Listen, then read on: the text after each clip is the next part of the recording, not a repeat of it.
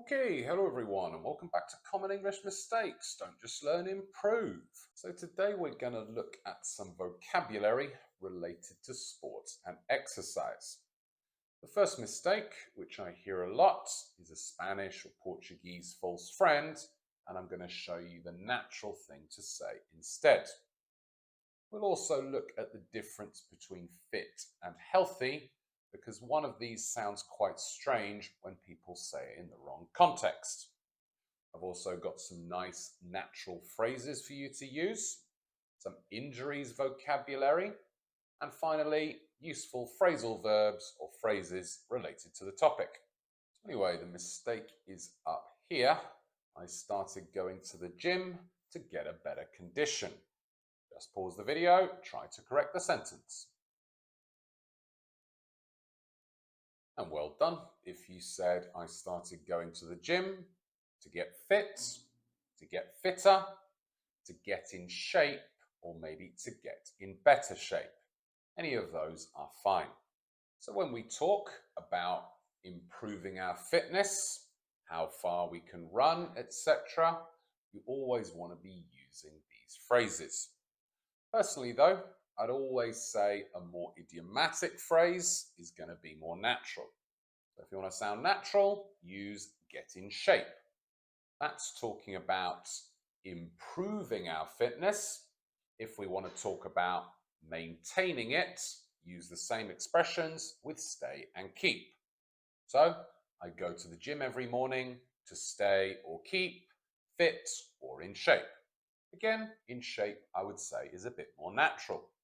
However, we do use the term physical condition to talk about fitness, usually as part of an adjective phrase with in good, poor, excellent, or really nice collocation, peak physical condition. But this is a more formal thing. You might read about an athlete and they say the gold medal winner was in peak physical condition. When we talk about physical condition, fitness, how far we can run and not get tired, etc., you always want to be using the adjective fit, not healthy. I hear my students say this a lot. I go to the gym every morning to stay healthy. And while it's not technically wrong, I do think this is unnatural. A native speaker wouldn't say this.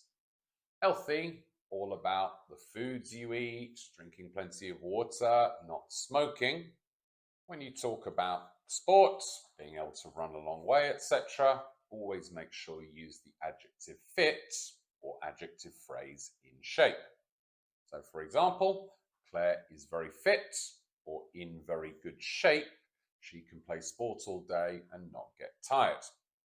And the opposites of these are going to be unfit or out of shape or in bad shape. So Chris, who had to stop playing football after 15 minutes, very unfit, in bad shape, or very out of shape. So let's now look at some phrases related to fitness and exercise. If you do this, when you play sports, you would say you are out of breath, the state, or get out of breath, the action. So poor old Chris, when he played football, was out of breath after only 15 minutes. And a lot of people get out of breath at very high altitudes because there's less air. So if you do exercise, it's quite likely you will sweat, the verb, have sweat on your face, the noun, or become sweaty, the adjective. And then we also have a couple of nice phrases. Break a sweat, meaning to start sweating, or work up a sweat, become sweaty. They both mean more or less the same thing. I would say work up a sweat is maybe a bit stronger. But if it's light exercise or light physical activity, you also have the adjective phrase without breaking a sweat. For example, we moved all the boxes without breaking a sweat. And we can also use this to say something is very easy. I completed the exam quickly without breaking a sweat. Finally, unrelated to exercise, I'm going to give you a very nice phrase to say, No problem, I don't mind, which is just no sweat. For example, can you help me move house tomorrow? Sure, no sweat. So obviously a big reason we do exercise is because we're either fat or thin. To talk about becoming fatter, I'd always use the phrase put on weight. Can also say gain weight, but put on is much more natural. So a lot of people, including myself, put on weight over Christmas.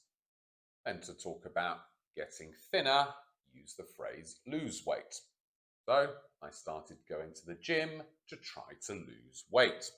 So then to say someone is thin, we have a few different adjectives we can use depending on the situation. So look at these three sentences here. Have you lost weight? You're looking very slim or trim. Most people are thinner in their 20s, and Kate's very stressed at the moment and she looks quite skinny. And think what the context or situation you should use each adjective is. And well done if you said that slim or trim are positive adjectives that you're going to use to say someone looks good. Thin is kind of neutral, so you can either use it as a literal statement, like that example, or use it to be both positive and negative. Myself, I would probably use that in more a negative situation. And the final one, skinny, you're saying this is a bad thing. Someone is thin, but they don't look healthy. There's a similar thing with fat and overweight. Fat is quite a direct, rude adjective to use. For example, myself, I got quite fat in my late 20s, too much beer and pizza, but I can say that about myself. Whereas overweight means more or less the same thing, but it's much more polite. So for example, Tom's brother is quite overweight and the doctor told him to do more exercise. It's a useful adjective to use because it's always better to be more polite in conversation. So let's now look at some injuries. By far the most common injury is just to pull a muscle. I pulled a muscle playing football. You could also say strain a muscle, but myself, I would always say pull. I think that's much more natural.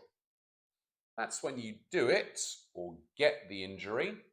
Technically, you do have a pulled or a strained muscle. I'd use that to talk more generally. If you're talking about yourself, I would say something like, I can't play football, my leg is injured. Then more serious than pull a muscle is to tear a muscle or a torn muscle, the noun phrase. This, just like the verb with paper. So, I tore my calf muscle and might need surgery. And then an injury to the joints, these parts of the body, when the ligaments get damaged, is a sprain. To sprain, the verb, or sprained adjective. Usually this is the fingers, wrist, or maybe ankle. And if you're talking about your ankle, it's very natural to use the phrase twist an ankle, or noun phrase a twisted ankle. Obviously then more serious than a sprain is to break a bone, or the adjective broken. And then I'm not going to show this one because it makes people feel a bit sick. We also have dislocate, verb, dislocated, adjective, or dislocation, noun, when the bone points the wrong direction. I dislocated this finger a few years ago. If you sprain or break your ankle, it's very likely it will swell or get bigger.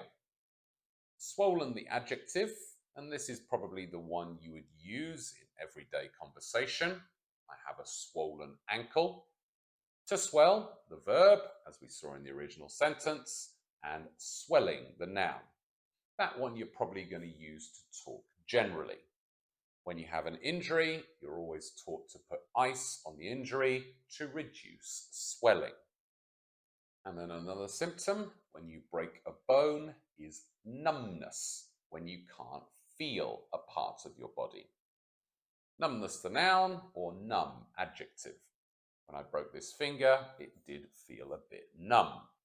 And then if you hit a part of your body, it's very likely you will get a bruise, this black or purple mark. Bruise the noun, bruise the verb, and the adjective bruised. And the final injury, I think it's useful for students to know, is a blister. Usually you get these on your feet if you walk a long way or in shoes that don't fit, but you can also get them on other parts of your body after something like a burn. So finally, let's now just look at some useful phrasal verbs, phrases, and vocabulary related to exercise. Just pause the video, look at the language highlighted in purple and yellow, and think what each of those means. And well done. If you said to warm up means to do light exercise before you play sport to avoid injury. Americans also say limber up. I get the feeling that's more associated with stretching though. Warm up is a bit more general. After sport, you also have warm down or cool down. Again, do light exercise to keep your body in good condition and avoid injury. I'm sure a sports scientist will say there's a technical difference between those two. I would say in the English language, though, people use them interchangeably. Next one, I'm sure you probably know, to work out, meaning do exercise. I would say, though, that's more associated with the gym, doing cardio like running on a treadmill, that machine, or lifting weights. If you're talking about things like swimming or team sports, myself, I'd use the verb exercise, but there's not a problem using them interchangeably. And always remember, as with other phrasal verbs, you can push the two words together, make one word, and it becomes a noun. What is your workout routine? And well done for the next one. If you said that gear is a nice natural term to say equipment. It is a very useful word, that, because if you say equipment, it sounds very technical. If you talk about gym equipment, you're really talking about the machines. Whereas if you called a headband, water bottle, gym equipment, it does sound very strange. I would say that's gym gear.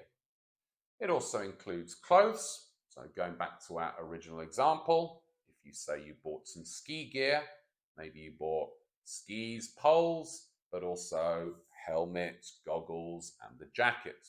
And then finally, hit the gym is a nice colloquial phrase to say go to the gym.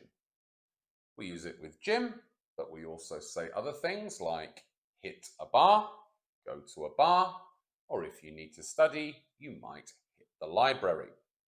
A very natural phrase, that, and is going to make you sound much more like a native speaker. Anyway, explanation over. A lot of language there, but a lot of useful stuff too. So do make sure to write down any useful phrases, vocabulary that you didn't know.